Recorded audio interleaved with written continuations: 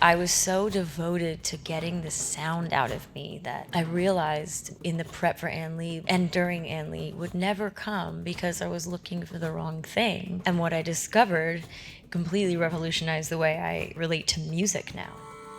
Legend has it, this is what happened to Ann Lee.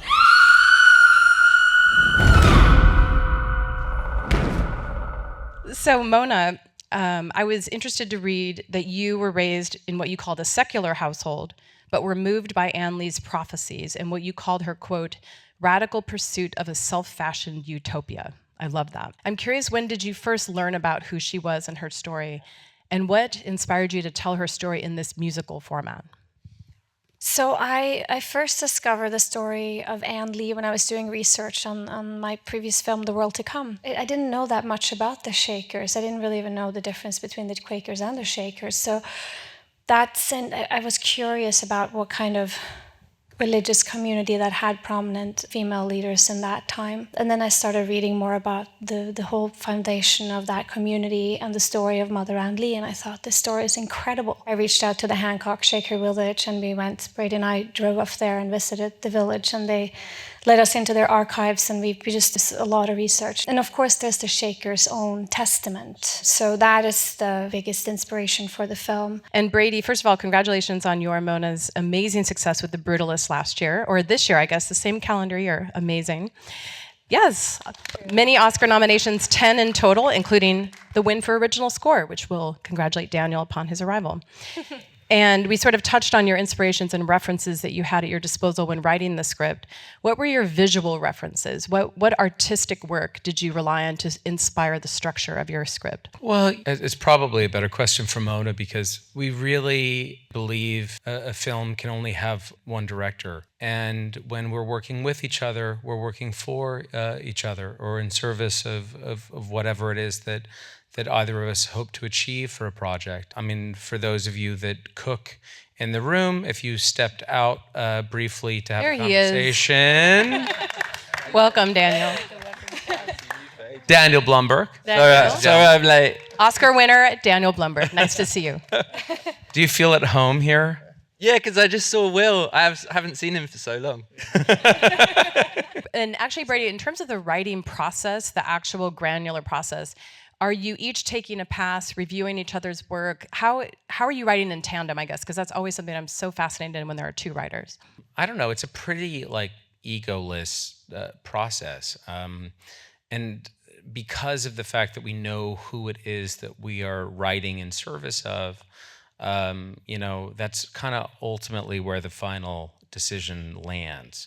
So when I was writing this, with and for Mona, if there was a direction that it was going in that didn't feel correct to her, I mean, there was really no discussion. And Amanda, congratulations to you on an absolutely stunning performance. Yes, it has earned you Golden Globe and Critics' Choice nominations. So you are no stranger to the musical format, but I would say that Ann Lee is a far cry from Mamma Mia or Les Mis, especially what it required of you vocally, but also physically in the moment. Tell me, in terms of the vocals, what kind of preparation you had to do for your voice and how you melded that with your prep in terms of the choreography, because I know that was very important to you. Well, it's funny because after Les Mis, I went full steam ahead into twice weekly, sometimes vocal training. And I was so devoted to getting the sound out of me that I realized in the prep for Ann Lee and during Ann Lee would never come because I was looking for the wrong thing. And what I discovered completely revolutionized the way I relate to music now in general. It's that I was singing from a place of judgment from my own, what I was hearing. The training was great. It was wonderful in so many ways, but I'm now singing from a place of just my center in a way that I've never sang before. And I let whatever I am as a musician, I let it be. And Lewis, we spoke last month briefly about this film, and you essentially said that this really tested you in a lot of ways. And I'd like to talk about the accent training specifically, the Mancunian accent or the Manchester accent, and the work you put into perfecting that, which I know is not an easy accent. What was your approach to that?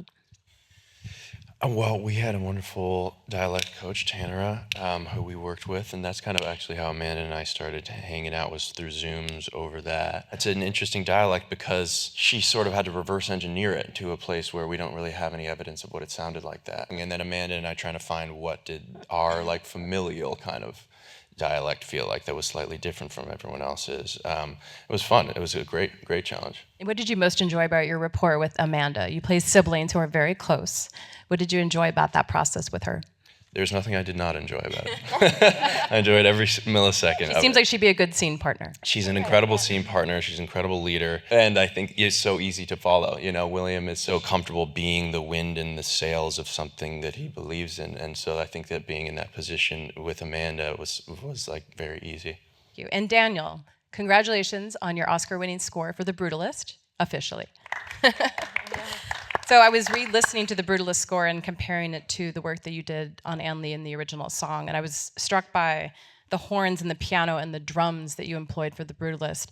And in the original song, Clothed in the Sun, there's a harmonica, there's a hymnal structure, which is so different from what we heard previously. Tell me what your tonal references were mostly for Ann Lee, and what instruments were most important to you.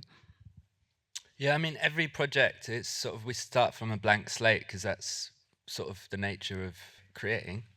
It was the bells and voices that I heard initially when I read their script, particularly these improvising singers. They improvise with their voices, so sometimes they sing beautifully, but they also sometimes just sit there on stage and just sort of go for like half an hour, and I really like that. But Me too. so there's different palette of sounds, basically, to answer your question. And William, congratulations to you. The film looks incredible. And I was intrigued to see that Mona said she wanted the feeling of climbing into a painting. I think that's such a beautiful way of articulating what I think you ended up executing. What was your inspiration in terms of the way you filmed, the color palette, all of those ingredients that made us feel so immersed? I mean, Mona and I right away started talking about Caravaggio and Baroque paintings and started to dig into that. And that was our real palette that we were working with. But also this guy here, Daniel. on set, he would be playing score for dramatic sequences while we're rehearsing. And that created a tone for the entire crew to be working in, which I think also infected the feeling of the film. Very unique experience. I have never had that happen before. Yeah, it was really nice, all the departments being together.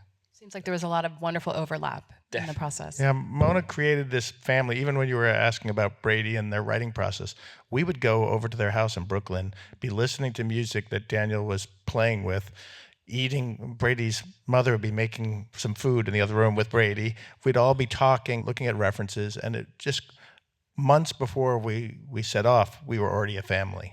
Mona, I'd like to close with you, and I did a little bit of reading about the Shaker movement and learned that at its peak it had 6,000 members, and as of now there are only 3. Is this true? 3 individuals still practicing this. It's so fascinating in Maine. What is inspiring to you about this legacy that you have carried with you, both in terms of Anne's story, but the ethos of this community? Personally, for me, I couldn't spend every day creating a story about someone who was striving to create a safe space where you could create art and you could worship through movement and dance and create beautiful architecture with complete equality for all, without somehow bringing that into the community that I got to be in charge of. Because yes, there has to be a captain of the ship, but that captain can also be someone who wants to lead like a mother, much like Mother Ann Lee. And to me, that means being nurturing and giving a lot of space to my creative collaborators to really just do their best. And they were so lucky to have you, and congratulations to all of you. Just very impressive work.